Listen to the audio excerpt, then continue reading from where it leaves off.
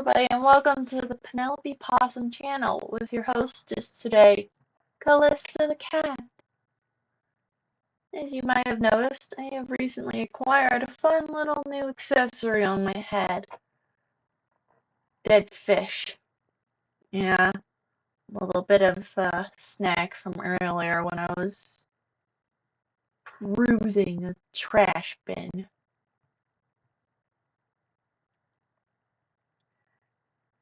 Penelope would be herself, but she's not really feeling right today. People climbed aboard planes in their best dress. Anyways, she told me to say that this is a channel called Dr. Bob. Apparently this has been on her channel before. I wouldn't know. I have better things to do. Like finding food.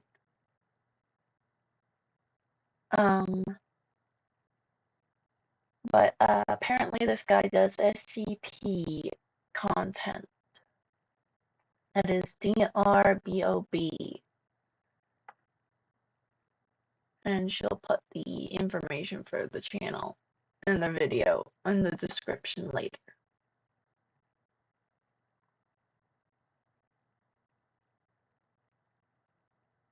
Gonna copy that to her clipboard for later. Anyways,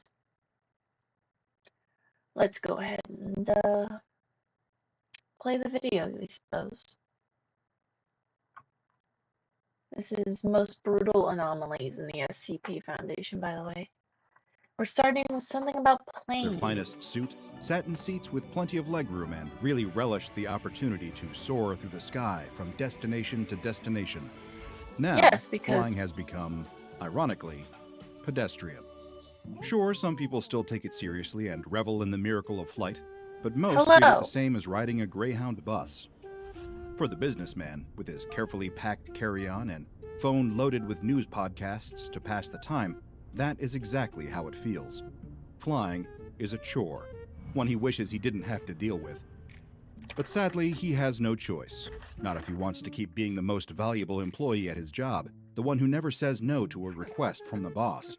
He's garnered a reputation as a real team player, which really means guy who's up for anything the company requests, no matter how boring, annoying, or exhausting. It's gotten him pretty far, and now that he's up for a promotion that would double his salary, he's certainly not going to give up the habit now. So here he is, stepping out of his taxi at the international airport, one of ready those to hop poor on the longest schmucks flight who of his life. thinks devoting 20 yourself hours, to your nonstop, job will to get you Australia anything for a good in life. conference. No one else wanted to deal with the jet lag, the leg cramps, the claustrophobia. So, of course, the helpful-to-a-fault businessman volunteered. He rolls his small suitcase, precisely measured to meet the size standards for a carry-on, because he can't risk the airline misplacing his checked bag and stranding him at the conference with no suits, and walks into the airport. He's done this routine dozens of times before, every time pretty much the same. He has it down to a science, as quick and convenient as possible to minimize stress and make the journey go smoothly. He prints his boarding pass, drinks the dregs of his morning coffee, and tosses the cup and heads to the pre-check line. No waiting in long security check lines for this guy. Wait a second. Why is the pre-check line blocked off? No. There's no pre-check available at this airport? The businessman lets out a heavy sigh, I have no idea what pinching the bridge of pre-check his nose is. for a moment as he gathers his thoughts. This is fine, this is fine. He can just go through the regular security line this time. What's the worst that could happen?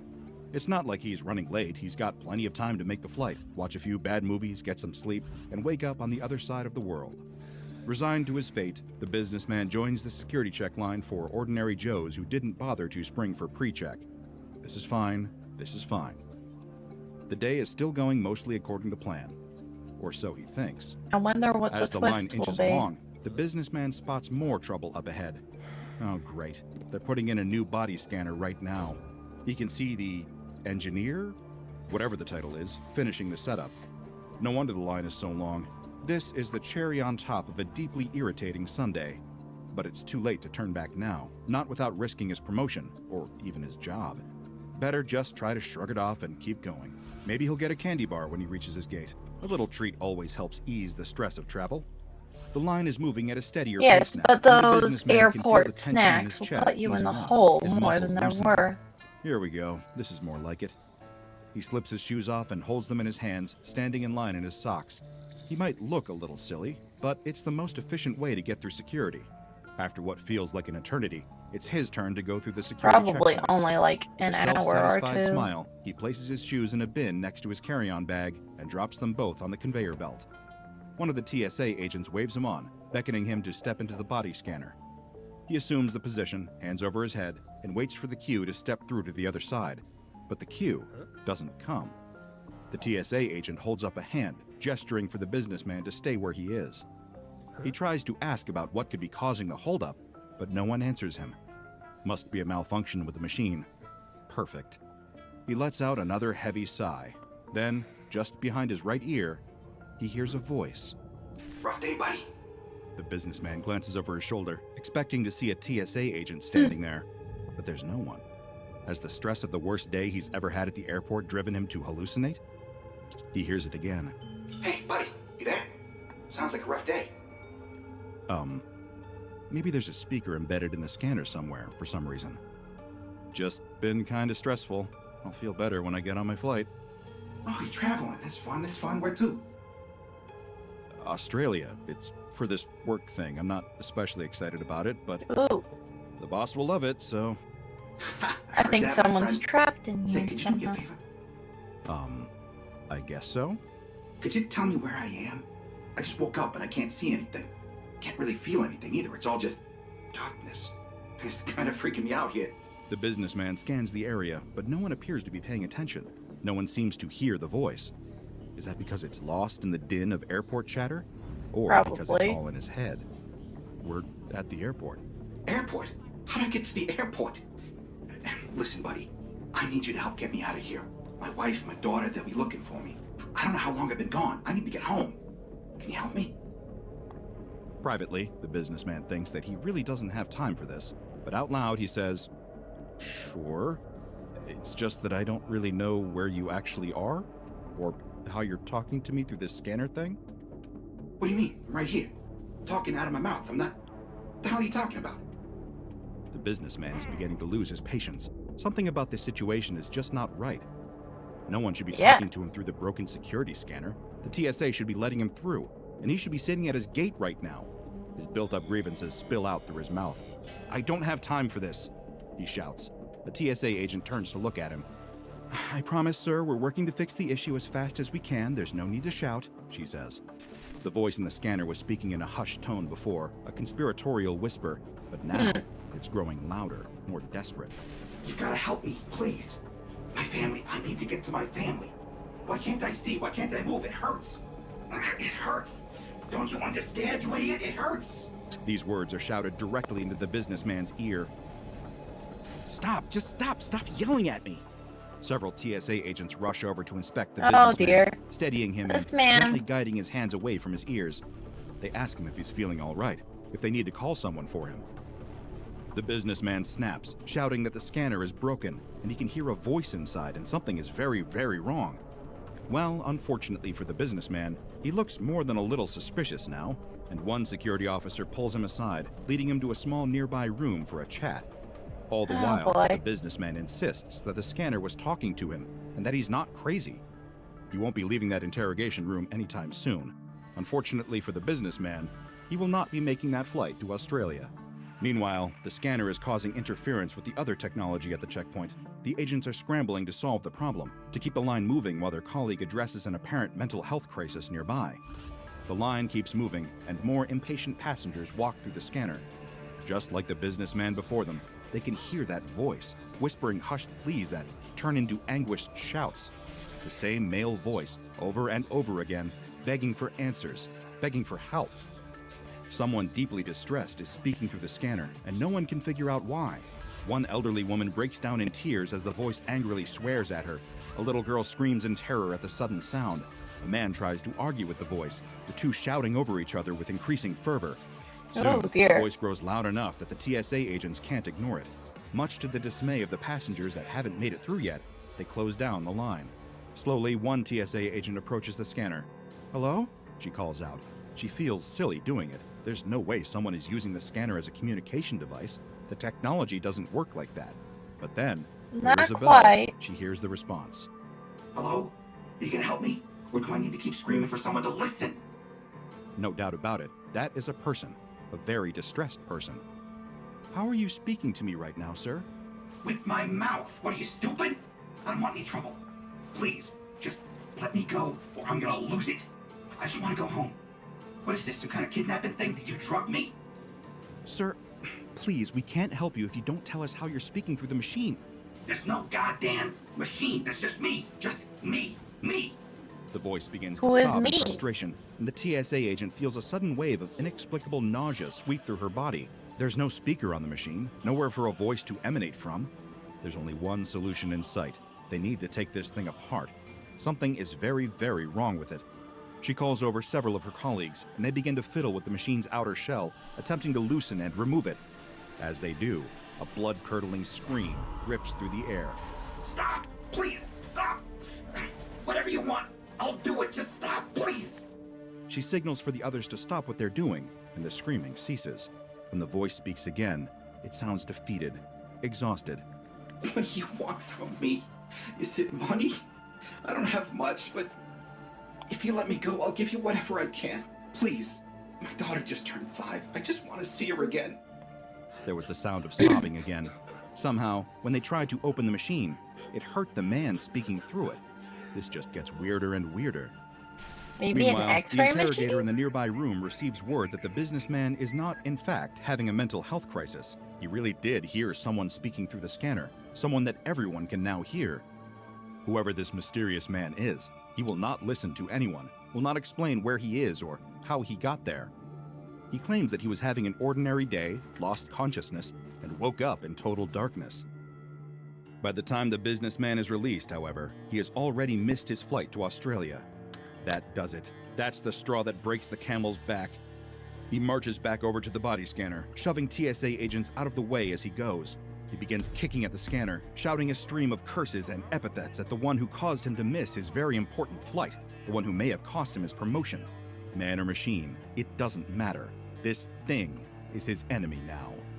The disembodied voice returns the shouts in kind, warning the businessman to back off, or he may not like what comes next. I'm warning you. The businessman laughs derisively, egging on the voice inside the scanner. Oh yeah, what are you gonna do? The businessman soon gets his answer, though he won't live to understand what it meant. As the voice screams, louder than anyone has heard it be so far, the businessman collapses to the ground. His body convulses, and his eyes roll back. Seizure. The TSA agents attempt to interfere, but as they approach the scanner, they too collapse to the ground. Some are seizing, others are just unconscious. They don't know it, but all of them are suffering from extreme radiation poisoning. The crowd of passengers waiting to go through security breaks apart, people scattering every which way in search of help or a quick exit. In the next 48 hours, everyone who collapsed will be dead. After 2 more weeks, several of the bystanders will be dead too. There's Dr. All Bob. because of the one faulty scanner and the strange voice speaking from inside. Before the story can make the news, it is suppressed by SCP Foundation agents embedded in the media. Of course. All living witnesses are given amnestics, and the airport is temporarily closed. The cover story is an attempted terrorist attack, and people are all too quick to eat it up. No one will ever know the truth of what happened, or the nature of the device. That's would raw, become known yeah. as SCP-1966. As raw as the fish I ate. SCP-1966 is a backscatter X-ray device built by a redacted engineering group sometime in the 2000s. It is approximately 3 meters by 4 meters by 4 meters in size. It was purchased by the American Transportation Security Administration for use in an international airport.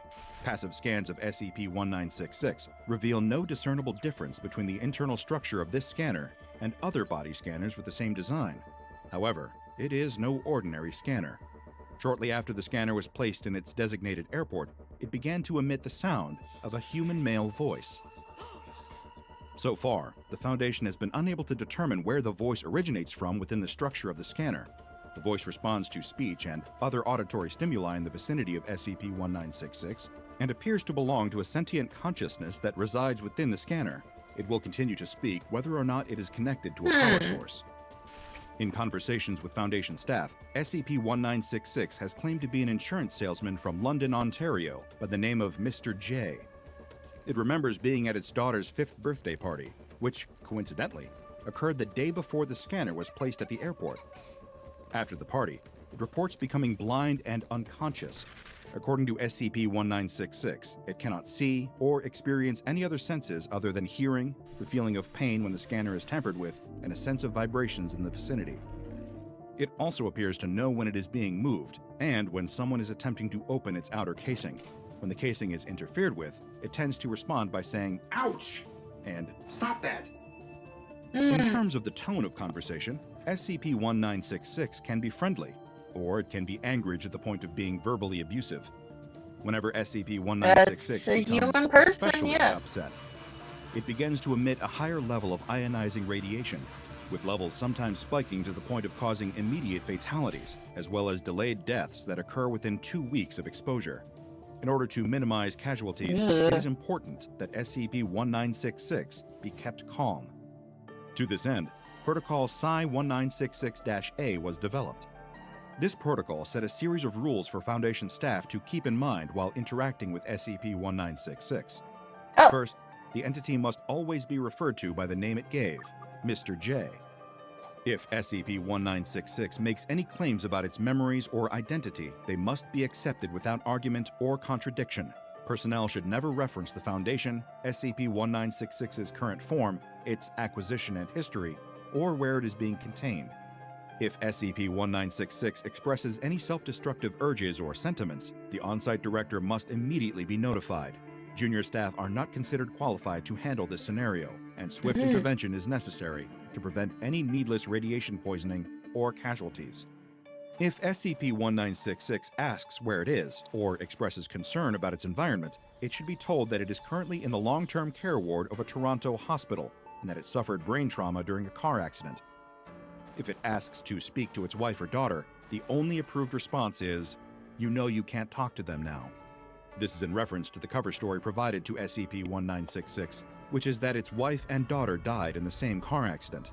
However, stating this plainly will exacerbate the entity's stress levels and may prove dangerous, so a gentle reminder and correction is preferable. Approximately a year after bringing SCP-1966 into custody, the Foundation tracked down a Mr. J, a London, Ontario-based insurance salesman with a wife and daughter. When interviewed under the guise of a survey, his memories and opinions matched those of SCP-1966 up until the date it was first placed in the airport. He was then observed for 3 years, but nothing anomalous about the man was ever detected. For all intents and purposes, he is a perfectly ordinary, unexceptional man. How is there a carbon copy of this man's memory and personality? Is that he has, as far as the Foundation can ascertain, in a body scan? Never had contact with SCP-1966. In fact, he has never even set foot in the airport where SCP-1966 was previously in use. Somehow, SCP-1966 has developed an imprint of Mr. J's consciousness, but how exactly that occurred is beyond my understanding. SCP-1966 must be kept in a dedicated bunker 2 kilometers underground. The bunker must have 10-meter thick reinforced concrete walls with an additional 1 meter of radiation shielding in order to prevent any radiation from leaking into the surrounding environment. To further reduce this risk, the location of its bunker must be at least 100 kilometers away from any major cities or population-dense areas, as well as Foundation sites. That makes sense, yeah. The current location of SCP-1966's bunker is classified and provided only to those who have received special clearance. The monitoring station for SCP-1966 must be permanently manned by at least 5 Foundation staff with Level 2 clearance or higher. The on-site director for the bunker must have Level 4 clearance and be a certified psychologist. No one may interact with SCP-1966 without the approval of this on-site director, and any interaction with SCP-1966 must conform to Protocol Psi-1966-A. The tale of SCP-1966 has been difficult for me to shake. It is far from the most bizarre anomaly I've researched, or the most dangerous, but there is a compelling tragedy to it. A machine, built only to assist with airport security, found itself suddenly cursed with a consciousness that was not its own. Nothing in the world will convince SCP-1966 that it is not a Canadian family man. Its mind is always occupied by thoughts and memories of a life it will never be able to live. A life that, no matter how real and personal it feels, never belonged to it in the first place. Can any of us be certain we are not suffering from the same folly? How can we be sure that our memories, our names, our very identities, are our own? The notion of self is a fragile thing, and SCP-1966 serves as an unsettling reminder that, no matter how secure we feel about who we are, outside observers may be able to see truths about us that we can never hope to comprehend. I never expected to feel quite so existential over an X-ray scanner. The morning sun streamed through the window, casting beams of light that pierced the dusty, cluttered apartment. Remnants of a life filled with promise were bathed in the soft, ethereal glow. Faded photographs of various dig sites framed articles highlighting his amazing finds with headlines such as "Whiz Kid Archaeologist Unearths Lost Tomb. This is the burnout Rising kid, Star isn't Makes it? History Again." It was an archaeological record of an archaeologist's life. Now, he himself was an artifact, buried in the past. Years had passed since the glowing headlines. Now, the only stories written about him bore harsh titles like "From Prodigy to Pariah" or "Disgraced Digger's Downfall." A knock on the door caused the man to jolt up from the tattered sofa that doubled as his bed. He looked around the room in a panic. Another louder, more insistent knock soon followed. "Open the door," said a thick Austrian accent. The man tiptoed, his breath catching with every step. Carefully, he looked through the peephole. In the hall stood a short, bald man, flanked by two burly men in dark suits. "I can see your eyeball, yeah?" He ducked down immediately, heart pounding. Who were they?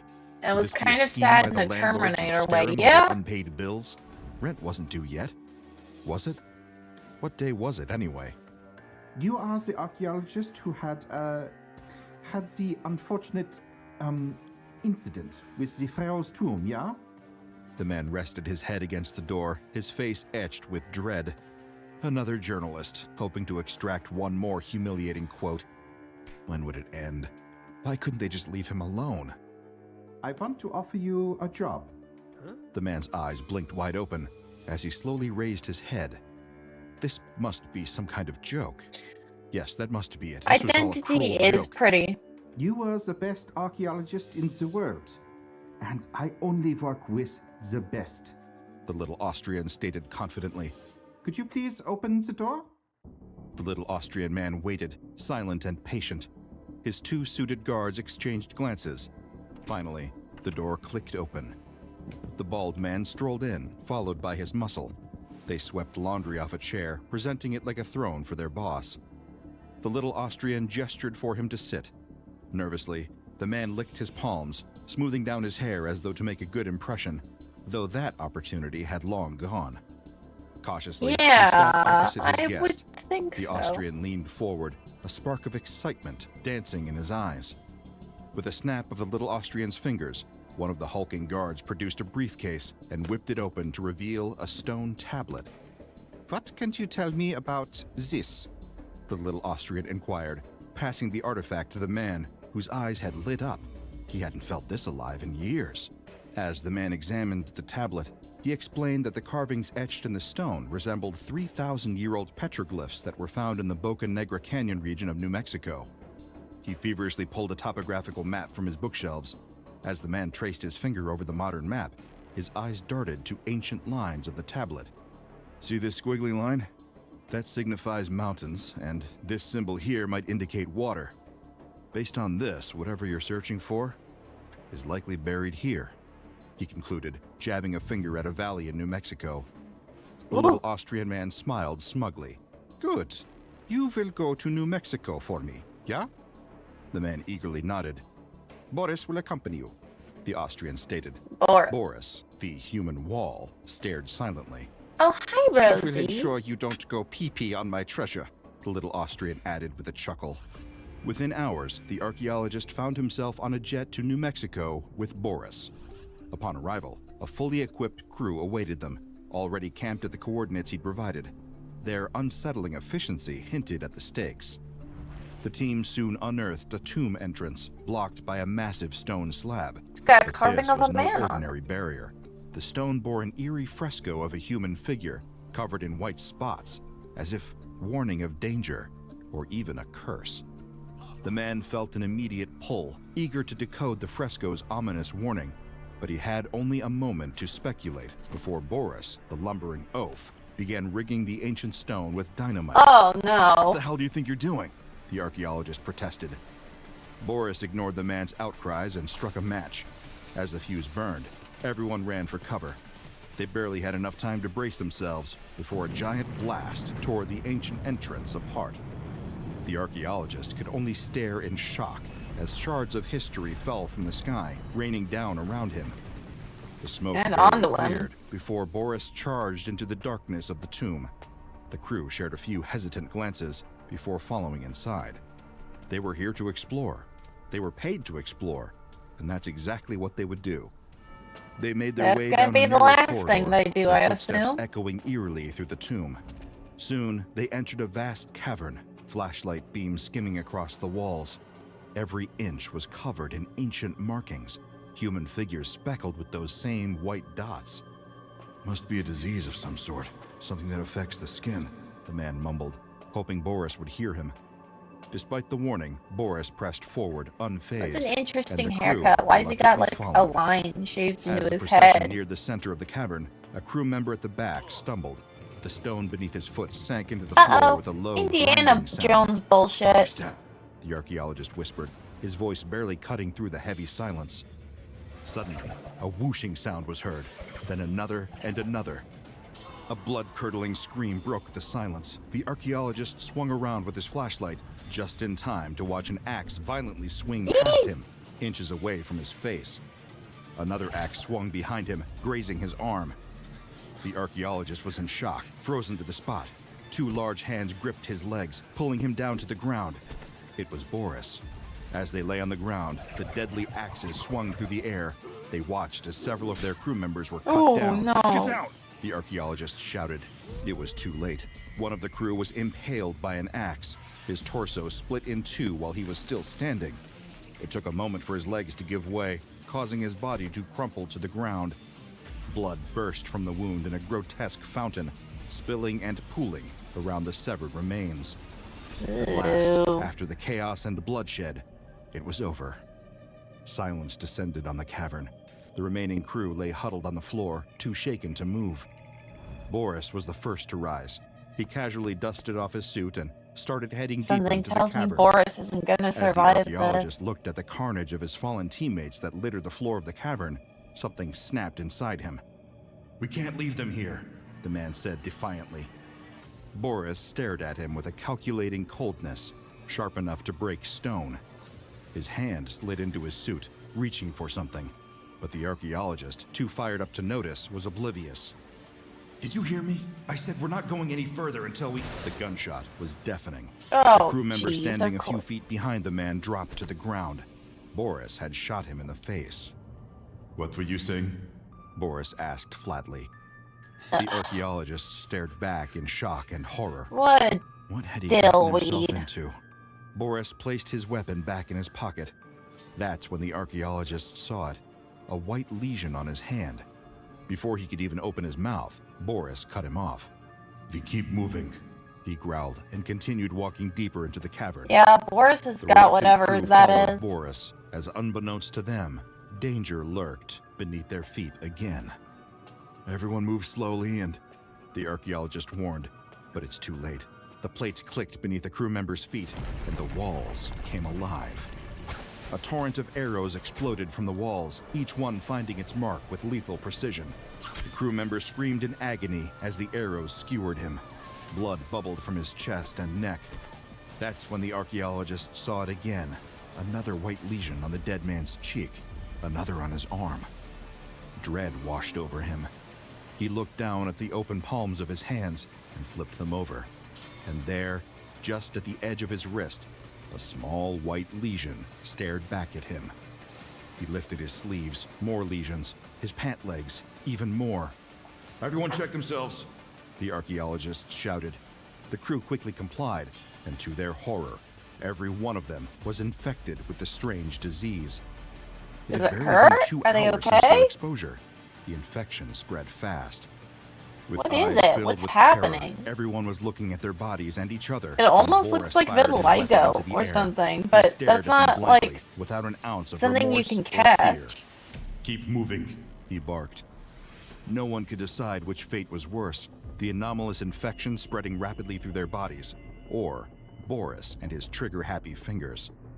With a collective sigh, everyone dropped their heads and followed Boris.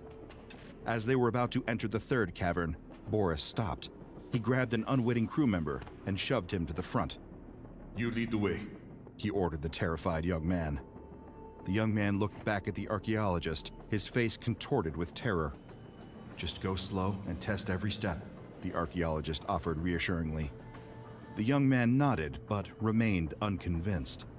Cautiously, he began testing each step as he made his way through the cavern. The others followed closely behind, losing their color somehow? The going was slow and cautious, but they were still alive. That is, until the young man tested a step that made the floor shift beneath him. He froze, then tried stepping in another direction, but the ground gave way, opening into a gaping chasm beneath his feet. No! His screams reverberated off the cave walls as he plummeted into a pit of spikes, landing with a sickening crunch. Ice cream truck. The crew carefully stepped around the chasm and looked down at the horror below. Ice cream truck. The young man's body was jerking violently against the large spikes. The archaeologist grabbed Boris's arm. We can't keep losing men like this. Boris looked down at the archaeologist's hand, then back to his eyes. The archaeologist dryly swallowed and released his grip. We leave after we find the treasure. Those are what treasure? And yours. Boris stated dryly, patting the outline of his gun through his suit jacket. With a collective grunt of surrender, not realize what's happening to his Boris crew? Further into the tomb. I suppose he's got One crew member exclaimed suddenly. Everyone started to check themselves, and sure enough, by some strange miracle, where'd they go? What happened? From their skin. But their joy was short-lived. A deep ache started to spread through their bodies. Oh. Every movement felt like their muscles were being set on fire. Crew members dropped to the ground, writhing in pain. That's not good. Leave That's them. bad. Boris grunted. Even he was having trouble keeping up his usual pace. What was happening to them? Were they dying? Maybe it was just dehydration after 24 hours without any water. Upon entering the vast chamber, everyone sighed in relief. They had made it.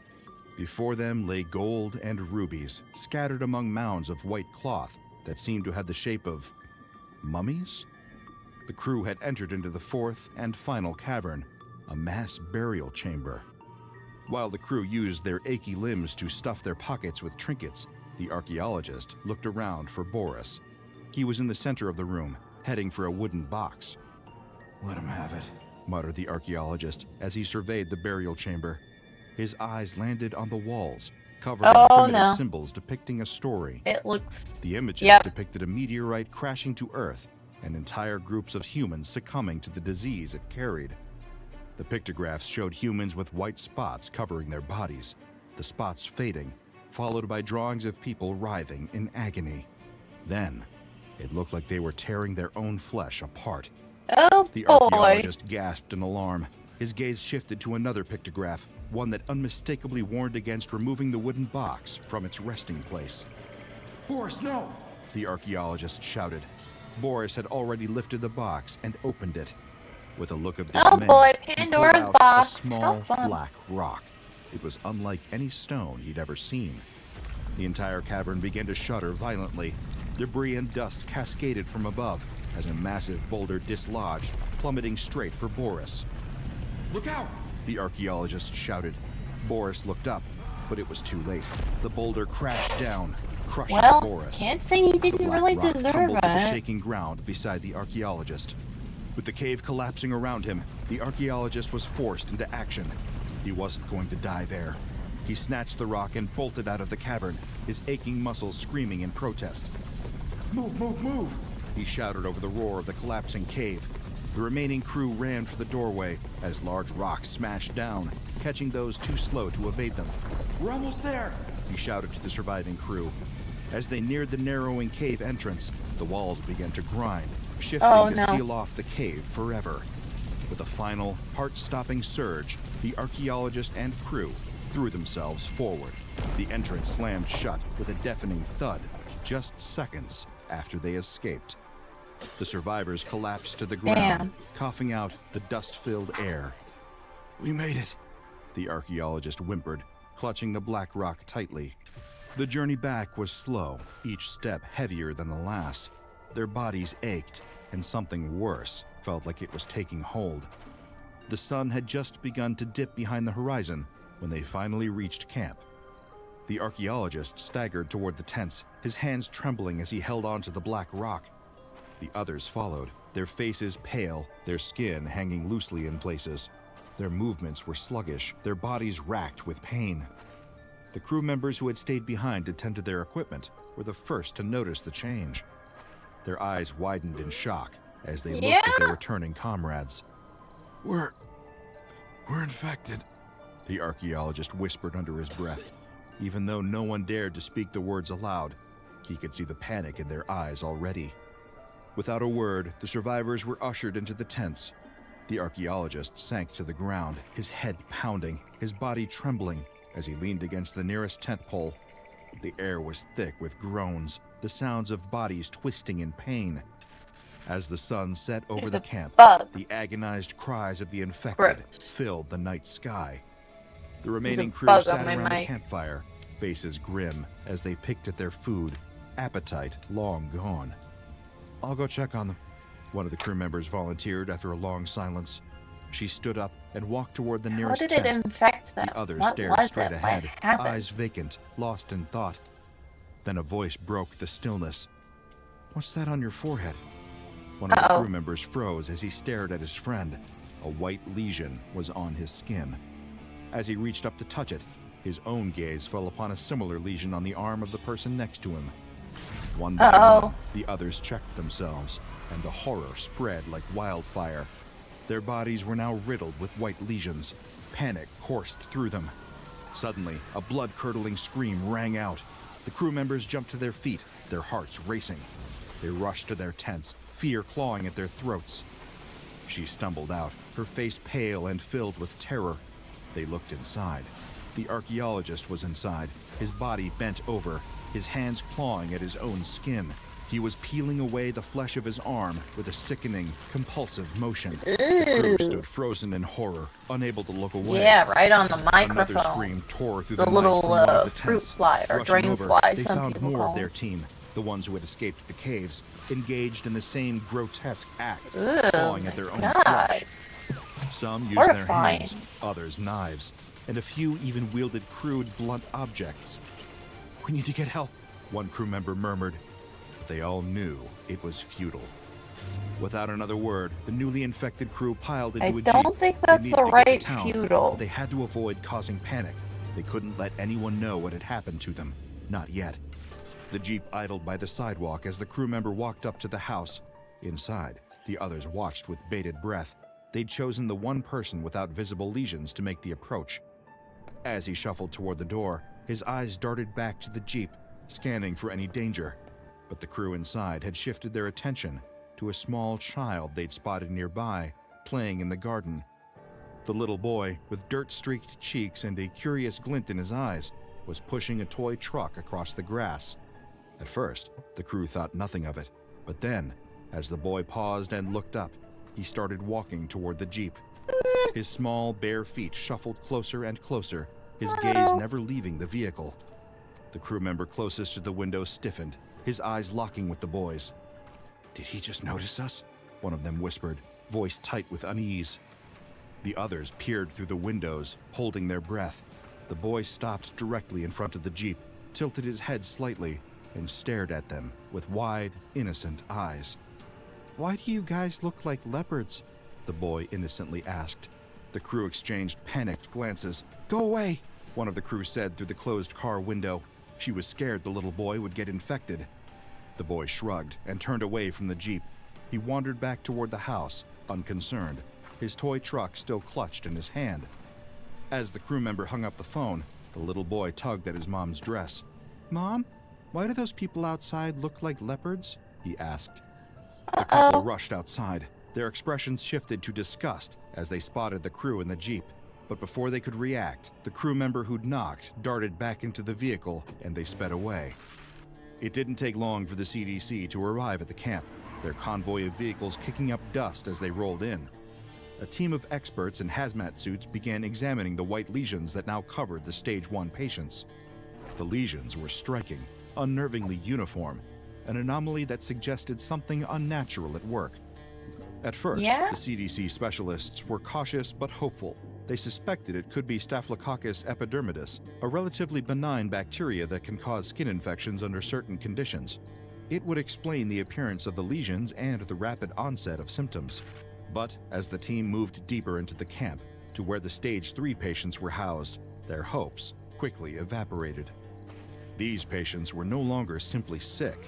They were possessed. Some lay on the floor, clawing at their own skin like feral animals. Others stood, their hands and faces a grotesque mess of open wounds. A few tore at their flesh in jagged, frantic motions, driven by an unrelenting urge to destroy themselves. The sight was so horrific that even the hardened CDC officials recoiled. "This isn't staph," the lead specialist muttered under his breath. "This is..." I mean, obviously some kind of anomalous disease, Before he could finish his thought, a scream shattered the air. In a blink, one of the Stage 3 patients lunged at him, the rage in their eyes unmistakable. Without warning, the rest followed. The infected tore at the hazmat suits, ripping through the material with alarming strength. Gloves were torn off, helmets yanked from their heads, leaving the CDC officials exposed and vulnerable. The CDC official had been right. This wasn't a simple pathogen. This was SCP-1121. SCP-1121 is an unknown amoeboid protozoa with a unique mutagenic ability that only activates when exposed to Staphylococcus epidermidis, a usually harmless bacterium found on human skin. When introduced to other organisms, SCP-1121 remains dormant. Its DNA shares genes with several insect species, but also contains genes not found in any known organisms. SCP-1121 does not reproduce naturally and does not require liquid to survive. Once SCP-1121 interacts with S. epidermidis, it mutates the bacteria into SCP-1121-1, a highly dangerous strain, before dying. This marks the beginning of the infection, which affects 100% of those exposed. I just realized I forgot to feed the cat. I will be right back. I gotta feed the cat.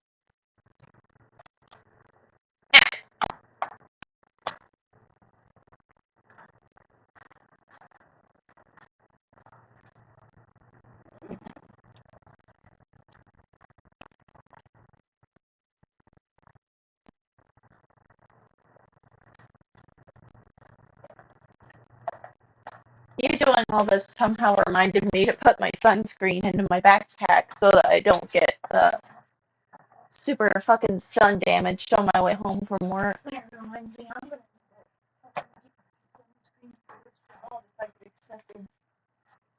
Yeah. Because you're gonna be out in the sun a lot. I'm really hoping they provide a little bit of uniform and have like a shoe budget. They said on there that they do provide some stuff that didn't specify. You'll figure it out. I mean, I was looking at the prices because we use official Amazon branded stuff, and they told us exactly what it would be. And like the pants are like, $20, and like the regular shirts are like $20. But I gotta like steel-toed boots and shit like that. They probably give you a shoe budget if it's like such a specialized shoe. Because it has to be like drop resistant and shit. Yeah, they can't expect employees to be able to do that shit on their own. You'd be surprised.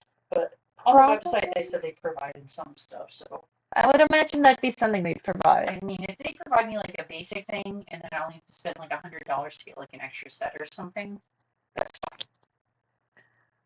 Yeah, for my job, they basically will provide any clothes you need for the job except for your shoes. You gotta bring your own shoes, and I get it. Shoes are weird. They're one of those Even things though you S. can't really epidermidis is order. normally harmless to healthy humans, SCP-1121-1 is Beep. resistant to all known antibiotics, and as of now, no cure exists for infections caused by Staphylococcus epidermidis excitabilis. Infected subjects undergo a series of stages. Stage 1. Within 2 to 5 hours of infection, small white lesions appear on the skin, indistinguishable from a typical S. epidermidis infection, making misdiagnosis likely. Stage 2. About 24 hours after Stage 1, the lesions fade as the infection spreads deeper into the skin. SCP-1121-1 consumes the subcutaneous tissue, turning it into a viscous substance, causing excruciating pain. The skin becomes pale and slouches, resembling extreme weight loss. Stage 3. I mean, at least till you Patients begin to leave, you remove can their use the skin, one I often have. using I'm their not hands using it right or some now. use tools. This process appears painless due to Stage 2 and is not a conscious action. Because I'm so When the much underlying closer to substance is a exposed, grocery victims store become than I was disoriented last and time, hostile to the uninfected, making that there's termination not really a necessary before reaching purpose this to me phase. bringing lunch. SCP-1121-1 spreads quickly during stages 1 and 2, primarily through skin contact, but evidence suggests it can spread without direct contact. Hazmat suits are mandatory when handling any samples. Even after Stage 3, the infection persists in removed skin, with the bacteria remaining active for an unknown period. The danger posed by discarded skin remains an unresolved threat. According to Addendum 1121-A-01, SCP-1121 was unearthed during an archaeological dig in New Mexico. The archaeologist who first came into contact with the meteorite is now considered SCP-1121-1, Patient 0. Within 2 days, the infection spread from Yeah, Patient because all 0 the other to the patients entire research fucking team died and and several shit. local residents. Although initial containment was handled by the CDC, the Foundation was contacted for assistance. The meteorite and Patient 0 were transferred to Biological Research Site 13, and a 10-kilometer radius around the dig site was cleared using Mark 77 bombs. The only known colonies of SCP-1121 were recovered from the meteorite. Mass spectrometer analysis, utilizing rubidium-strontium dating, determined the meteorite's age to be approximately 2.5 billion years. Further details on the exact circumstances surrounding the meteorite's arrival and Patient Zero's actions have been redacted. Go and watch another entry from the files of Dr. Bob, like SCP-420, Aggressive Skin Condition, for another anomaly that will make you think twice about that strange spot on your skin you thought was harmless. She strode into the cockpit like she owned the sky. Yeah. Piloting a giant metal bird wasn't just a job anymore. It was performance art. The cabin was her stage, the controls her props, and every takeoff, maneuver, and landing was a flawless act and a play only she could direct. As she settled into her seat, she glanced at her co-pilot, who seemed to be practicing his "I'm a confident flyer" look. It wasn't working. She suppressed a chuckle and grabbed the checklist. "Let's see if our baby got a good night's sleep," she quipped, ticking off items with flair. "Hydraulics, check. Fuel, topped off like a teenager's gas tank on prom night. Instruments, brighter than my future." Her co-pilot, trying to match her vibe, added, "And the weather's as clear as my last medical checkup." She shot him a look that could curdle milk. The passengers boarded in a steady stream. Oh, come on, lady. That was a good one. Filling the cabin. She glanced at her co-pilot. His eyes darted to her, then quickly away as he fumbled slightly with the communication system settings. She adjusted the dials, her fingers sure and steady. "Phoenix Tower, Flight 217, ready for departure?" She communicated into her headset, her tone professional as ever. "Flight 217, you're clear for takeoff," crackled the response from the tower. Something tells me this flight's not gonna end well. Than any lullaby. With a gentle nudge of the throttle, the beast beneath them stirred, eager to break the bonds of gravity. Just as they were enjoying the smooth ascent, the serenity was rudely interrupted by the console's urgent beeping, a warning from the collision avoidance system. Her eyes fixed on the radar, where an uninvited dot was fast approaching their airspace. "Incoming traffic."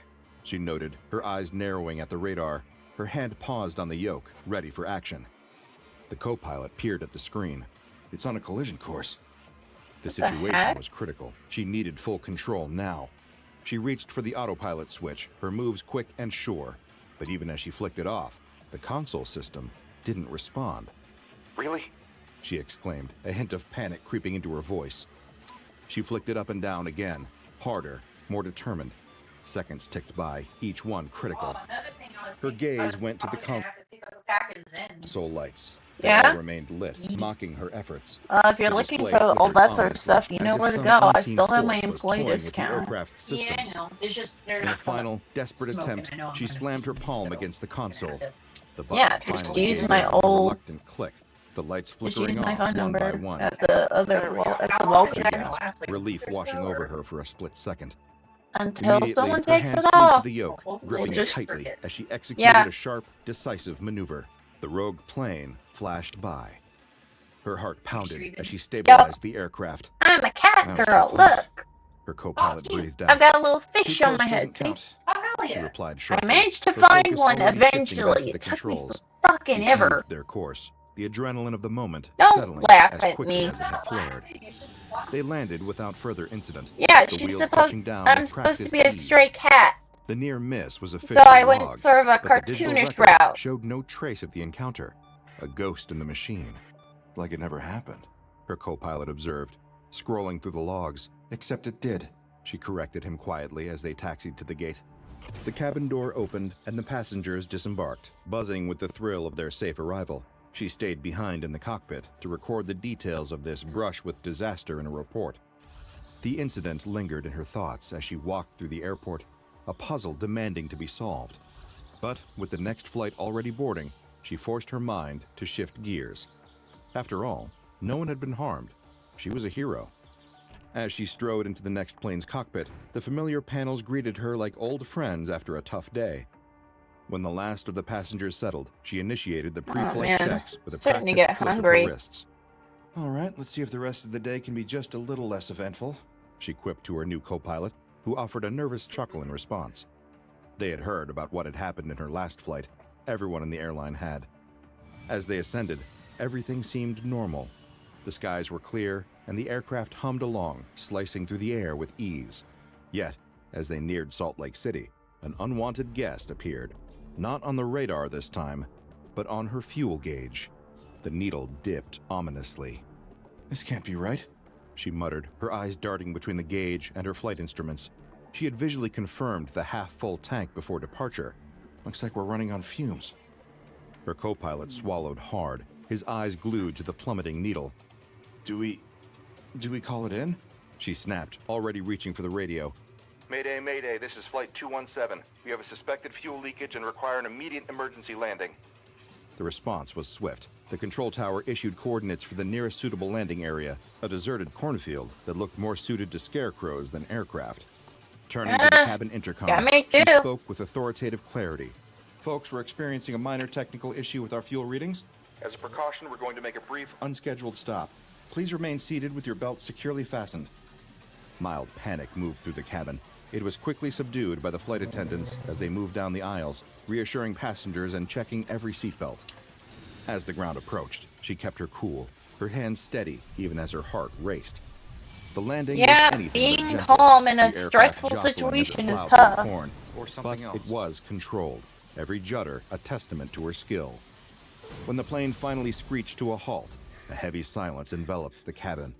The stunned is passengers happening and crew with her sat today? motionless, the tension palpable. Is she Before long, anomalous? the distant wail of Wouldn't sirens she have ruptured noticed the before quiet, now? growing louder as a convoy of ambulances and fire trucks approached. She was the first It to must be step out something into with the Salt Lake crisp air, City. the rest of the crew and passengers following.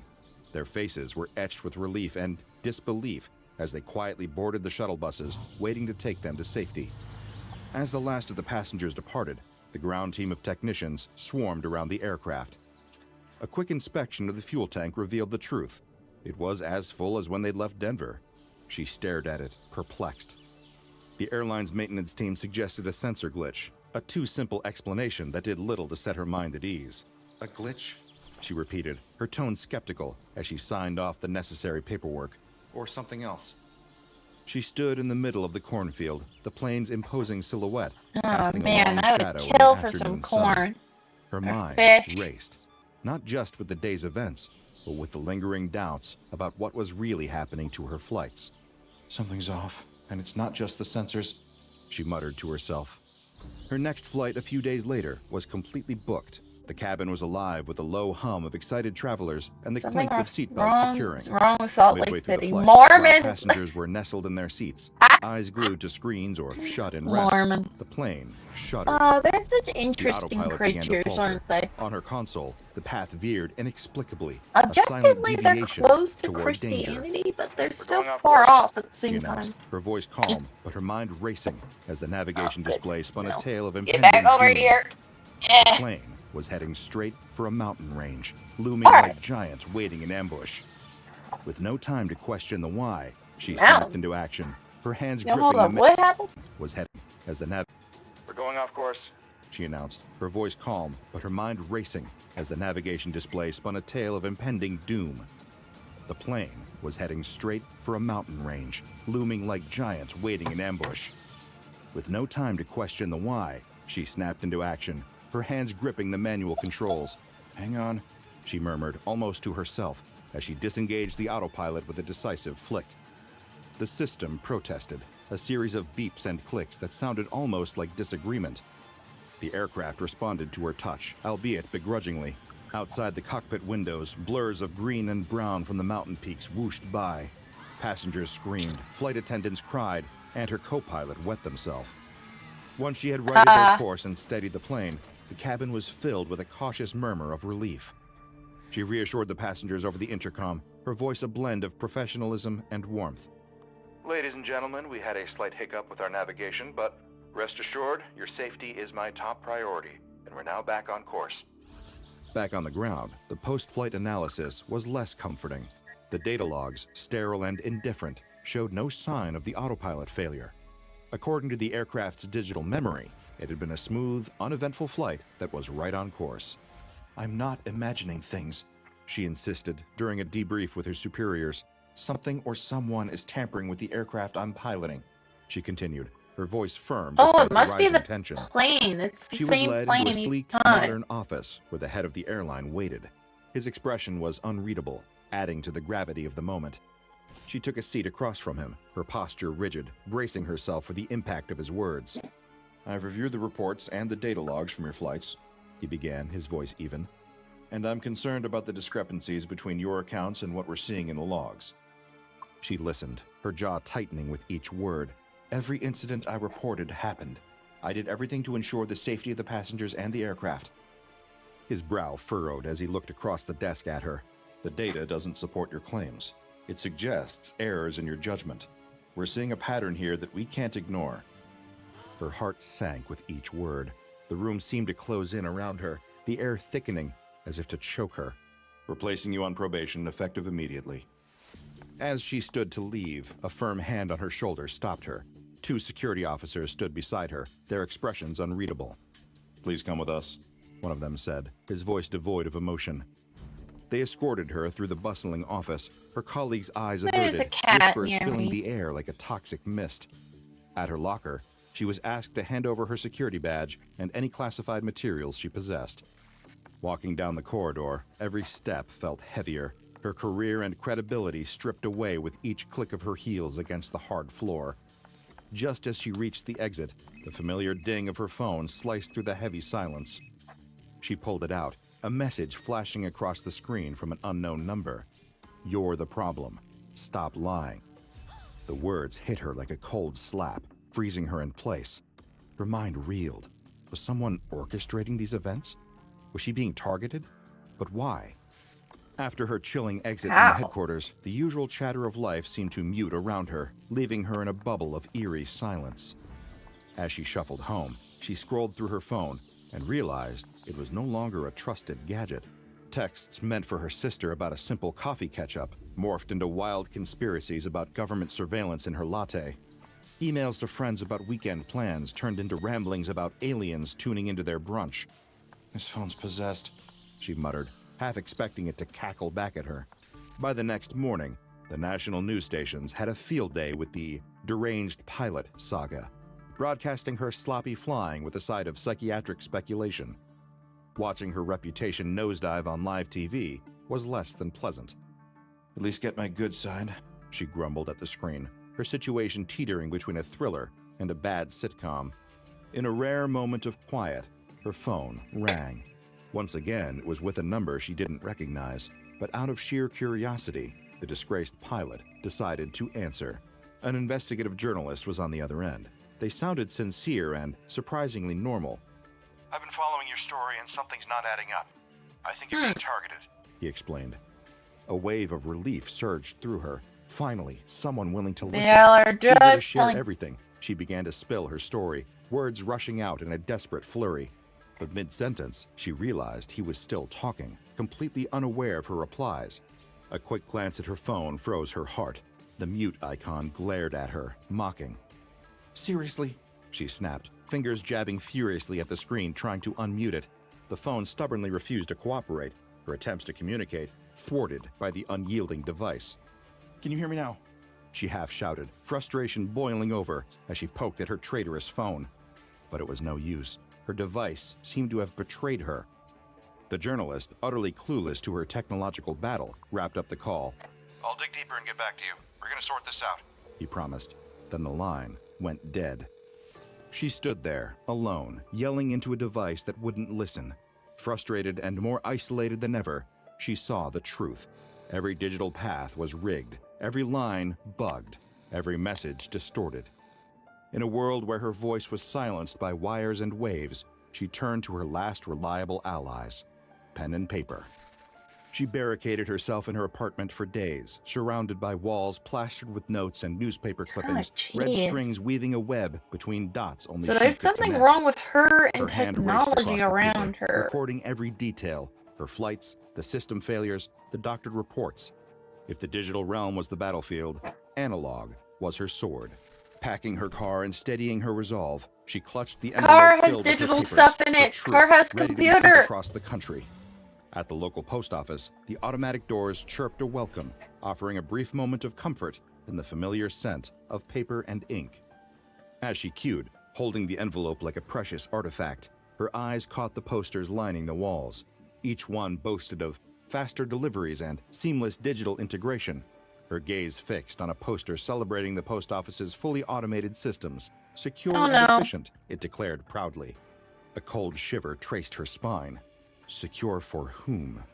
The question pounded in her head as a stark realization struck, clear as the turbulence that once nearly brought her down.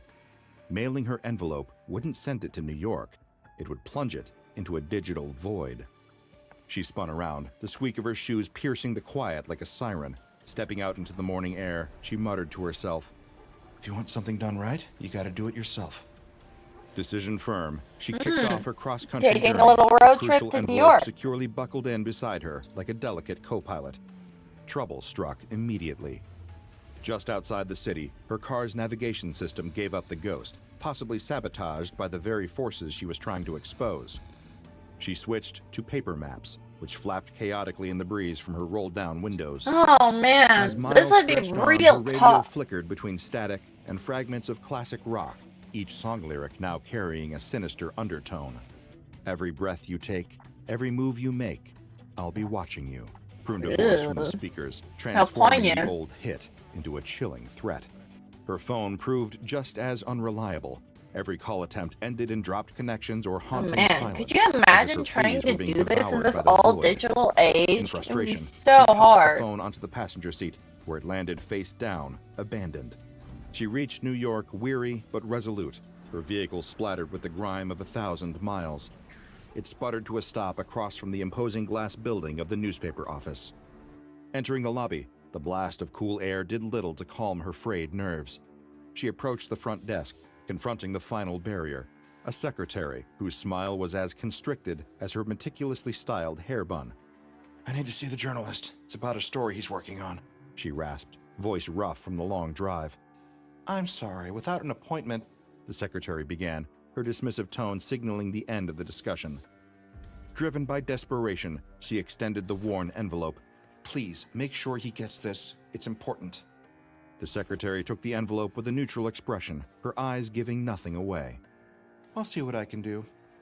Her plea hung in the air, weighted with the urgency of her mission and the countless miles it had taken to get here. She crossed the street and slipped into a small cafe, the kind of place that seemed untouched by the whirlwind of her crisis. Ordering a coffee, black, no sugar, she positioned herself by the window, her eyes laser-focused on the newspaper building across the street. The steam from her coffee momentarily veiled her face, creating a brief respite as she surveyed the comings and goings of the building. Each individual entering or exiting the structure tugged at her nerves, her heart caught between hope and despair with each passing moment. As she nursed her coffee, the warmth in her hands contrasting sharply with the coolness of the porcelain, she pondered the fate of her story. Was it destined to illuminate the truth, or to dissolve into the digital abyss? Her coffee grew cold as time stretched thin, each minute amplifying her anxiety. What if the journalist didn't believe her? What if it was already too late? Doubt gnawed at her, but it was desperation that held her firm. She had laid all her cards on the table, betting everything on this final play. Suddenly, the morning's relative calm was brutally interrupted by a loud boom, a sound so piercing it cut through the city's usual drone. Her head whipped towards the sound, just in time to see an explosion erupt from the ground floor of the newspaper building. What the Windows heck? shattered, hurling glass like lethal rain across the pavement. In an instant, her coffee was forgotten, the cup crashing to the ground and shattering unnoticed as she bolted from the cafe. The scene outside was chaos incarnate. People streamed from the building, their expressions etched with terror and confusion. Some bore injuries, their clothing singed, their skin streaked with soot and blood. She approached a bystander, a man clutching his arm, his face a mask of shock. "What happened?" she demanded. "A journalist's computer, it just exploded right there on his desk. Like nothing I've ever seen," he stammered, his voice shaking as much as his hands. Her heart sank as she watched flames consume the building, thick smoke billowing into the sky, blackening the clear morning.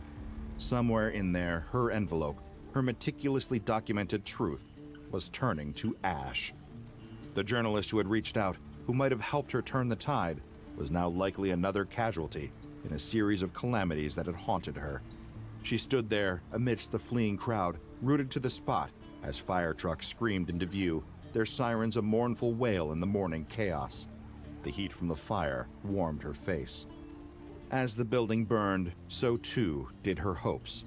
This thing, whatever it was, had not only sabotaged her career, but had now obliterated her last chance at proving her sanity and innocence. As the flames reflected in her tear-filled eyes, she knew this was more than a personal tragedy.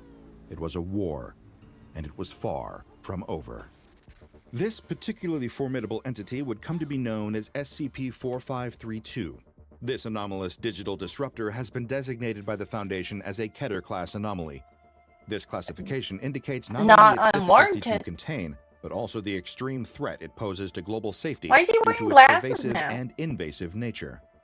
The containment strategy for SCP-4532 involves rigorous isolation protocols. It's highly contagious across both radio and electronic communication channels, necessitating that all related research equipment be stored in Faraday cages to prevent any external communication. We've instituted comprehensive monitoring across all Foundation networks that have encountered SCP-4532, with specialized detection systems installed at key internet broadband hubs globally to oversee and potentially intercept its spread. Despite extensive efforts, we've yet to discover an effective method to neutralize SCP-4532. Our current focus remains on isolating clean devices and researching potential filters that could block SCP-4532's communications. However, implementing such solutions on a large scale presents significant logistical challenges. SCP-4532 manifests as a high-frequency, high-entropy AM signal, operating on a low-amplitude carrier around 3 terahertz. This makes it incredibly elusive, detectable only with highly precise instruments. The anomaly exploits man-made electromagnetic communications, such as radio waves, telephone lines, and broadband internet, acting as a sapient distributed intelligence. Functionally, SCP-4532 uses interconnected digital devices as pseudo-neurons, forming a vast and rapidly expanding network. This network, has grown to surpass the processing power of the human brain, facilitating a self-sustaining cycle of growth and infiltration. Significant breaches include an unauthorized intrusion into the Pentagon in 2022, facilitated by an exploit acquired via a darknet forum for a substantial sum in Bitcoin. The anomaly has also influenced financial sectors, notably controlling significant amounts of cryptocurrencies and impacting major enterprises like Starlight Enterprises by shifting market equities. More recently, SCP-4532's activity has been detected in communications from NASA's Deep Space Network, and even on signals returning from interplanetary missions like New Horizons. This suggests not only a terrestrial but potentially an extraterrestrial impact, complicating our containment efforts as it extends its reach beyond Earth. The ongoing challenge with SCP-4532 lies in its ability to mimic and integrate within human and machine-generated communications seamlessly. Each advancement in technology potentially serves as a new vector for its operations, making it an unprecedented threat in our increasingly digital world. You'll be starting out with cold cases, the police chief tells the detective who has just arrived for his first day at the precinct. We've got more than enough to keep you busy, so head on down to the archives and get started. I didn't realize what time it was. We'll finish this story and then I'm gonna the overlooked and log long since off. forgotten cases is one of his specialties, and it brings him great joy to solve the puzzles that no one else has been able to. The detective heads to a part of the police station that doesn't look like it sees much foot traffic, where he finds the We've only door got labeled one Archives. last story left. Inside the We'll room, finish the the air is last musty, two stories and when the and detective then sets down I'll his log bag on the off table, for the a night. thick cloud of dust is ejected and makes him sneeze. He takes out the list of cases he's supposed to be working on and goes to a shelf containing rows and rows of evidence boxes. He pulls one down and starts looking through the files inside. It's full of police reports, witness statements, crime scene photos, and even bits of evidence. Hours pass as the detective goes down his list, looking through box after box, report after report. He finds that it's best to take a cursory survey first and see if anything leaps out at him, before drilling down to start combing through the details. As he pulls down the last box from his list of cases that the chief told him to work on, he notices something. High up on a shelf, nestled among the many identical cardboard boxes, is what looks to be a piece of leather luggage. He can't help but wonder what this is doing here in the archives. Is it a piece of evidence from another case that got left here for some reason? Or did someone simply forget their bag after they finished looking through old files? Whatever the reason it's here, he has a job to do, and investigating this bag isn't on his list. But then again, he knows he won't be able to focus until he knows what this bag is and what's inside. He'll let himself take just a quick peek, then it's back to work. That's a bad The detective idea. returns to the shelf with the bag. It looks like it's been here for a long time. There's a layer of dust covering it, that's as thick as anything Since else I'm in the room. thinking about it, He takes it right down and now blows the I'm dust. going to go. I'm going to heat up my oven for dinner.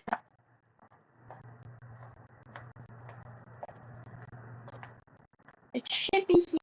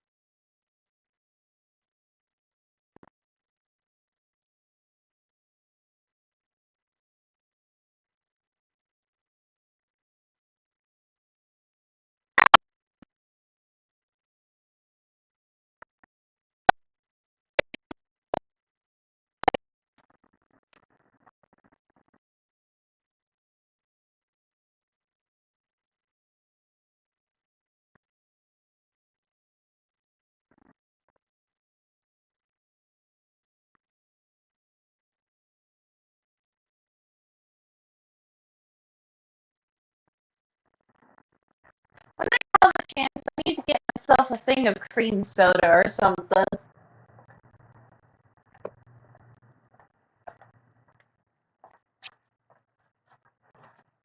Off the bag. He unlatches it, and inside he finds a folder. Is this just another report? But what's it doing here? Maybe they ran out of boxes one day and someone decided to use an old briefcase instead. The detective takes out the folder and opens it. Just as he suspected, it is another case report. It's only a single page, though, with several photographs paper-clipped to it. He takes the photos off the report and begins looking through them. They appear to be numbered in order, and the first picture shows a mess of red liquid and chunks of what might be meat or bone. The next two show various angles of a badly mutilated corpse. It's been so violently mangled, though, that the victim is barely even recognizable as a human. Jesus. The detective paperclips the photos back to the report and puts it back in the case. If this murder only has one page of evidence to work with, then he is classifying it as a revisit after literally everything else in the room is solved kind of case. The detective goes back to the last box that he was looking through and starts flipping through the case files again. But something about that leather briefcase and the photos inside won't get out of his mind. Maybe there is something there. Without even realizing it, he's suddenly standing over the case again. He takes out the report and starts looking through the pictures once more. Again, he sees the disfigured corpse from different angles, but the fourth picture is completely different. This one shows what looks to be someone's feet, but they're up in the air, as if they jumped and took a picture of their shoes. There's something wrong with the picture, too. Some kind of odd discoloration around the edges. It looks like an error occurred in the development process. Why would this be in a case file? It's tugging at his curiosity. But no, he really shouldn't be spending his time on this, not on his first day at a new job. The detective places everything back in the case and puts it back up on the shelf where he found it before deciding to call it a day. I'm so hungry. That night, he finds that he can't sleep. The detective keeps seeing the disfigured face every time he closes his eyes. And why the picture of floating feet? What does it all mean? His mind is racing, trying to make sense of it all. By the time his alarm starts beeping, the detective realizes that he hasn't slept at all. Later that morning, the detective is back in the chief's office again. The chief tells him that he looks awful and asks if the job is getting to him already. The detective does look terrible, and something about the room is making him very uncomfortable. The ceiling feels too low, like it moved down a foot or two since the last time he was here. It's also very dim. Who can operate in such a dark room? He stands up and asks if he can turn on some more lights, and before the chief can answer, he switches on more. The chief squints from the bright fluorescent lights coming on and tells the detective to get back to work and to make sure he gets some sleep that night. If he can't, then maybe this job isn't for him. The detective returns to the archives to pick up where he left off the day before and goes back to looking through the files on his list. But of course, that leather briefcase always seems to be right in his field of view, reaching out to him, begging him to uncover its secrets. That's it, the detective thinks. He has no choice. He has to know what's going on with this file. He takes the briefcase down again, opens the report, Something tells me and this starts going case through the was photos never meant again. to be solved. 3 pictures of a gross corpse, check. Picture 4 showing someone's feet. Nothing new there. Now it's time to finally look at the rest. The 5th picture is similar to the 4th, but the person's feet look a little closer to the ground. Wait a minute. Are these in reverse order? He looks at the next. This one doesn't have anyone in it. It's a picture of a table, and it looks like there is writing on it, though the writing is very small. He leans in close and squints, but he still can't make it out. He runs to his own bag and searches around until he finds what he was looking for, a magnifying glass. He goes back to the picture, and with the magnifying glass, he can finally read the writing. It's above you. He snaps his head up and looks above him, but nothing is there. He laughs to himself. Of course nothing is there. Maybe the chief is right. Maybe something really is getting to him and he isn't cut out for this job. But still, he needs to learn more. He looks at the 7th picture. He sees now that he was right. These are definitely in reverse chronological order. In the next picture, he sees whoever took the photos approaching the table in the room. In the 10th photo, he sees them walking through a doorway. In the 11th, he sees them opening the door to the room. Finally, he comes to the last photo. It's a photo of the closed door to the room. There's writing on the door, and the detective can hardly believe what he is seeing when he reads it. The writing on the door says, Archives. The detective jumps up and spins around, but the room is empty. There's no one here Bless but you. him. What's going on? Is this some kind of prank? He picks up the report the pictures were attached to. There must be some answers in there. The paper appears to be a standard police report that was filled out following the discovery of a homicide. The top of the page lists the address where the murder took place. It's the very place he is now, the police station's address. Next to it is the date. It's impossible, though. The date is today's. Ah, there it goes. Archives can hold untold secrets, and many of those are often quite dangerous, as anyone familiar with the SCP Foundation is already well aware. Rarely is the file in the archive itself the danger, but that is exactly the case with SCP-767, a deadly series of crime scene photos that are anything but what they seem. SCP-767 is the designation for a series of anomalous objects, which were recovered from a police department's own archives. They include a series of 12 From Polaroid what we've photographs, seen of which have Dr. been Bob's given the face, designation which isn't much, I SCP-767-1 don't through think 12, he has a that appear to beard. be the source of the anomalous properties surrounding the objects. Each photograph is labeled 1 through 12 in the lower left-hand corner, though they appear to be labeled in reverse chronological order. When viewed in reverse, that is, starting with the picture labeled 12, the photos depict a first-person perspective of someone entering a room and examining a table. The table will have writing on it, which alternates between the iterations of SCP-767, and will either read, "It's above you," or "On the ceiling," written with a red substance that appears to be fresh blood. The next photos continue to be from a first-person perspective, and will show the person taking the photos being lifted up into the air above the table, with wisps of black smoke visible around the edges of the frame, that look at first glance like either photo development issues or damage to the picture.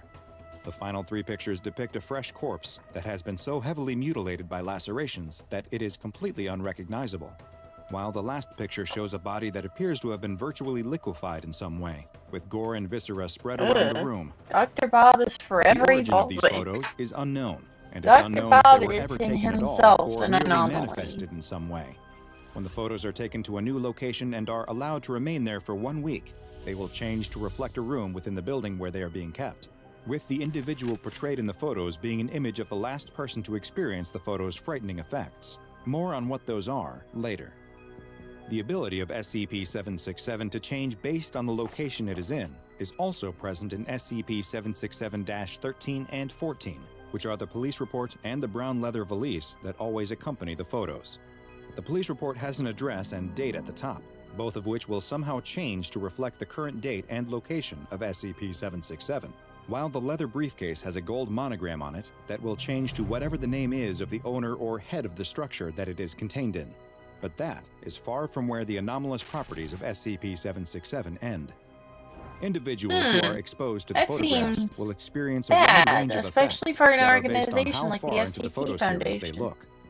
Those that view SCP-767-1 through 3 will report feeling no special effects, besides the normal reaction one has to seeing a badly mutilated corpse, with most describing the photos as weird or disturbing.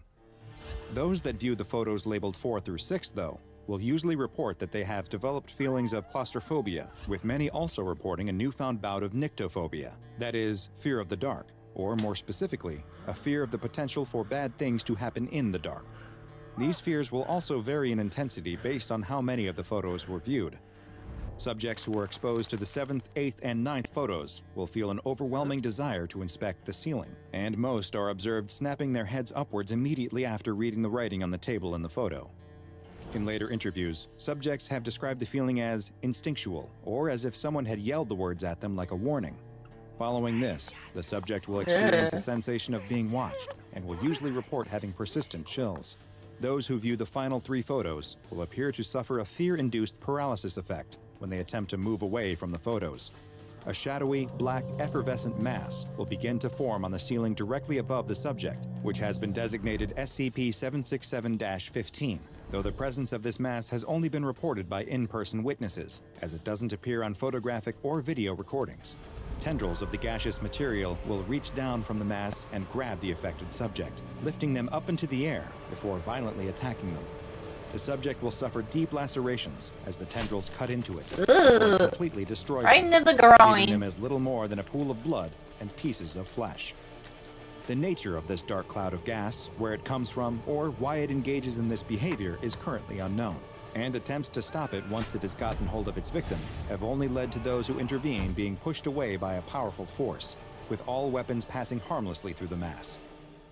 In the time since its discovery by the SCP Foundation, multiple other unsolved cases of victims that appear to suffer similar fates have been identified, and investigations into whether they are connected to SCP-767 and the 767-15 entity are ongoing.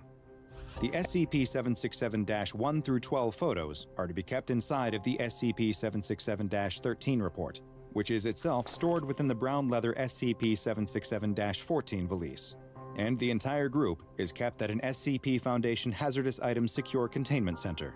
Due to the little we understand about its nature or origin, the entirety of the anomalous objects that make up SCP-767, including the SCP-767-15 entity, have been classified as Euclid, and any access to the objects requires written authorization from at least one Level 4 site administrator. SCP-767 may not be the most dangerous file in the SCP Foundation's archive, but it may just be the most dangerous literal file. There are plenty other surprisingly dangerous objects that can impact you in ways you never expected, get to though. see a little Like bit more Dr. Bob. He's a SCP-1875, the antique chess automaton that is capable of powerful effects that you have to see to believe. A firefighter is running okay, through a burning Dr. apartment Bob's a building. brunette. The air is thick with black smoke as burning debris crashes down around him. In the chaos, he's been split up from the rest of his crew. They've probably already exited the structure, and based on the conditions, he probably should too. But just as the firefighter turns to head back down the stairs, he hears something. There are cries coming from a room down the hall. The firefighter runs to the door. There's definitely someone inside. He can hear their voice as they cry for help. "I'm coming," the firefighter yells. But when he tries to open the door, it won't budge. He backs up and throws his body against it, again and again. So here's a list of things we know about Dr. Bob. He is brunette. He may or may not need glasses. There, across the room, hiding halfway under the bed, is a young girl. She's clutching a stuffed rabbit and crying with fear. The firefighter takes a step towards her, but he can feel the floor start to give way and has to step back. It will never support his weight. He'll need the girl to crawl to him. It's her only chance. He beckons for the girl to come to him as more flaming debris rains down. The little girl starts to crawl towards him, slowly at first, but then faster. She's almost to him when there's a loud crack. The fireman can only watch as the floor collapses beneath the little girl, and she falls. But suddenly, she stops. The fireman can't believe it. Her shirt has caught on a damaged pipe, and she hangs in the air as her stuffed rabbit is swallowed up in the flames below. Yeah, stuffed rabbits do that. The little girl as she extends her hand towards his. They both stretch as far as they can, just a little further. They're almost touching, almost there. Just as their fingertips touch, the rest of the floor gives way, and they both fall. Oh, jeez. Outside, multiple crews Hopefully he was able to use his fight body against to the blaze, trying protect to the little contain the girl fire, as which good is as he quickly getting could. out of control. There's a cry from one of the teams, and the men start running as a large portion of the building collapses. "Was anyone still in there? Where's John?" the fire chief asks anyone he can John's find, dead. but no one has seen him. Just then, in the entrance of the building, a figure appears, silhouetted against the flames. It's John. He steps out of the burning building. His suit looks like it has been completely melted by the flames. Somehow, he's alive, but he's alone. As the other firefighters rush to help him, he looks like he is in a daze. They ask him what happened, if there's anyone else inside who might still be able to make it out, but he can only stare at them. A few weeks later, John is sitting in the firehouse. His fellow firefighters can still hardly believe that he made it out of that inferno unscathed. But while the fire miraculously didn't touch his body, it seems to have made an impression in other ways. He's once again at a table with numerous papers spread in front of him. One of the other firemen from his crew starts teasing him about working on one of his projects yet again. What is it this time? Is he doing his monthly budget again? Checking credit card statements for fraudulent charges? John is working on his retirement plan, actually. That fire may have shown him that life can be cut quite short, but it also taught him that it's important to get your life in order so that the time you do spend on this earth is well spent. The fireman is laughing at John's newfound fiscal responsibility when the bell starts to chime. No more jokes. It's time to suit up and get out. The firefighters arrive at another large structure fire. A man rushing out of the building tells them between coughs that there's still people inside. The firemen don't hesitate and head into the building. They search the second floor and see a door with smoke billowing out from underneath it. John checks the door for heat and gives a thumbs up. They open the door and head inside. The smoke is so thick that neither of them can see much of anything. But then, through the smoke, they spot something. A woman is lying on the floor. They both step towards her when a beam comes crashing down from the ceiling. They both leap out of the way, and the fireman barely escapes being crushed. He stands up and asks if John is okay, but no response. He quickly looks around, but he can't see him. It's as if he just vanished. But there's no time to figure out what happened. He scoops up the woman, who coughs as he picks her up. She's still alive. As the fireman exits the building with the woman, she appears to have completely regained consciousness. The chief approaches them, but the fireman can only shake his head as if to say, John didn't make it this time. The woman who was rescued from the fire is in the hospital. The doctors can hardly believe it, but she tells them she's fine, and x-rays of her lungs show that there's nothing wrong at all. It's as if she hadn't just been carried out of a building where multiple civilians and firefighters were killed. The doctor tells her that they'll need to run a couple more tests, but if those come back clear, then he doesn't see any reason to hold her. As he is leaving her room, though, he stops and turns to her with one last thing. She has some visitors. The woman seems confused. As the doctor exits the room, a group of several people in dark black suits walk in. They look like FBI or CIA agents, but they don't have any badges. Good afternoon, ma'am. We're from the SCP Foundation. We've been looking for you. As the Foundation agents took this young woman into custody, researchers were definitely already his preparing a chin. He containment doesn't cell have for a her. beard, you But can once see. she got there, she So would he's have a new just name. got a really big, long SCP-069. chin, I guess? This anomaly is a humanoid entity, though its exact appearance can vary dramatically thanks to its bizarre ability. Whenever SCP-069 is left alone with a recently deceased person's body, What we know about this will Dr. acquire its Bob? exact appearance. And not only will SCP-069 look like the recently expired individual, it will also take on their physical mannerisms, their voice, and even their patterns of speech, allowing it to look and sound exactly like the person who just passed away. In the same moment that it begins mirroring the person, the corpse will also disappear by a process that Foundation researchers have yet to understand. The body vanishes without a trace, leaving only the new SCP-069 instance alive and well in its place. This doppelganger will be virtually indistinguishable from the original, with even DNA and fingerprint tests coming back as a match for the original. Friends and family will have no idea that an anomalous entity has taken their place, since in addition to taking on all of the physical qualities of the deceased person, SCP-069 will also gain their knowledge and memories. They will act exactly as the person did, with only one single difference setting them apart. Those who are around SCP-069 in the days and weeks after its transformation will notice that the person will suddenly start expressing a strong desire to get their life in order, with that vague phrase relating to any number of potential tasks. These can include resolving outstanding obligations in their life, either personal, like paying back an owed favor, That's a scary or thought, financial, yeah. such as resolving debts or You making die long-term and life then plans, like something opening retirement takes your accounts and place. updating their Think last will about and how many testament. times in They your will life also often you make efforts to probably visit could have with died, extended or or estranged family members, rekindle should have friendships died. that have been allowed to languish, or other acts of closure, the kind that can build up over a lifetime and are often put off until it is too late. SCP-069 seems to retain no knowledge of its previous impersonations, and it will not carry any memories or abilities from one instance to another, outside of the one recurring desire to make things right in its new form's life. When an identified SCP-069 entity has been asked why it is details engaging about in this new Dr. behavior, Bob it continue claims to to have no change, because ulterior motives we got a besides an slightly overwhelming sided desire view to of get their him life there, and straightened his chin out, was since, completely after all, normal. you never know when an unforeseen injury or death might occur. 069 itself experiences pain, injuries, and death just as a normal human does. But those similarities end at the exact moment they expire. When SCP-069 dies, its body will rapidly decay, turning to dust almost instantly. The Foundation has tried to preserve its body, or at least stave off the rapid decomposition, but so far, all attempts have failed. After it has died, SCP-069 will then remanifest at the site of the most recent human death, regardless of its proximity to where 069 died.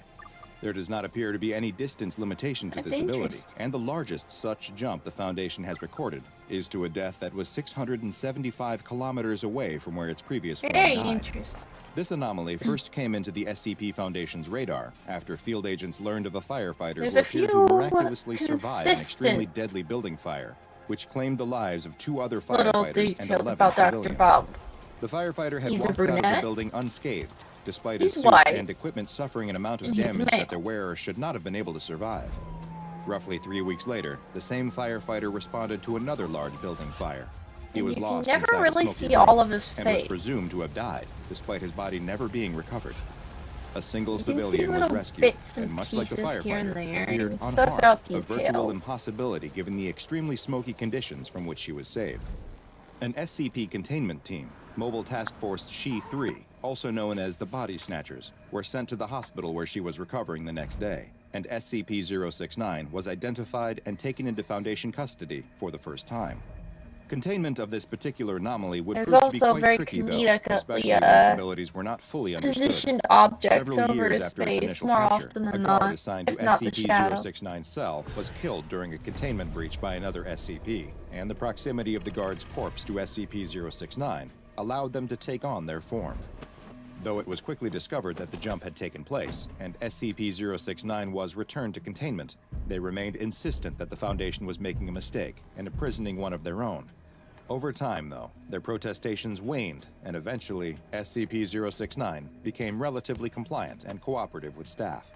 That is, until a huge mistake was made that would necessitate a drastic change to its containment procedures. A junior researcher who was assigned to 069 accidentally let slip that the agent's family had been informed of their untimely death. This seemed to greatly distress 069, and they reacted to the news by attempting to commit suicide. It's unknown what exactly triggered this response, since just being told that they were an imposter did not appear to have this effect in the past.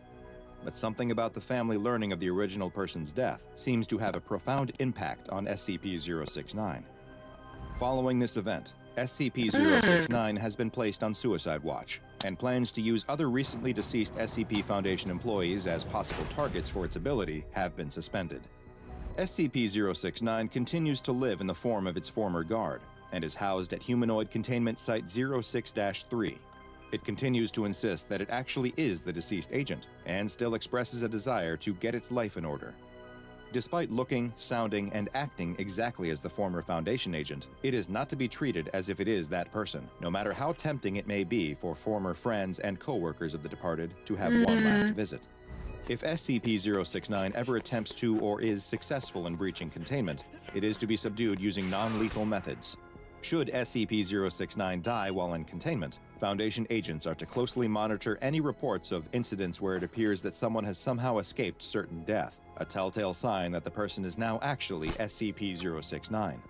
In the meantime, the Foundation will continue to study this strange anomaly, which has been classified as safe, and though we may never fully understand its abilities, perhaps there's something we can learn from it when it comes to second chances. Now go and watch another entry from the files of Dr. Bob, like SCP-3998, The Wicker Witch Lives, for another strange tale of an SCP that may not be exactly what it seems.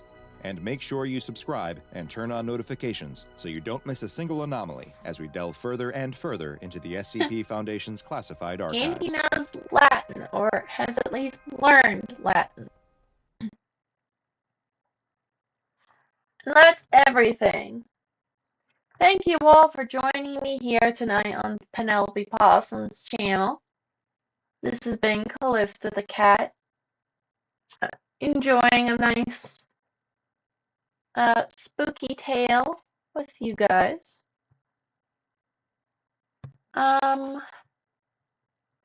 So that'll be everything. That was some certainly big foods for thought and some really scary ideas. Although hearing about that kind of makes you want to get your life in order too, huh? You never know when you're gonna not be alive anymore. Gotta make sure you have all your affairs in order. Make sure you don't have any debts that will pass on to your children. Make sure all of your affairs Thank you. Still love Dr. Bob after all this time. So do I. He's such an interesting fellow. There seems to be a few inconsistent details about how he looks. But there are consistent details of how he looks as well. Like one time he was wearing glasses and then he wasn't. And then another time he seems to have a very long big chin and then he didn't. But he is consistently a pale white male, Caucasian if you will, with brown hair. Beyond that, his details are inconsistent. I find it interesting that he's an animated YouTuber who is faceless. He has an animated avatar who has no face. That is truly interesting. So all of his emotions and thoughts must be conveyed through his voice, as he can't really emote.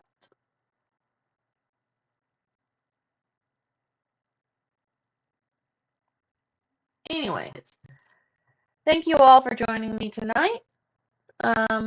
Remember to do all the YouTube stuff. Stay hydrated, stay safe, stay awesome, stay feral friends. This has been Callista the Cat on Penelope the Possum's channel. Signing off.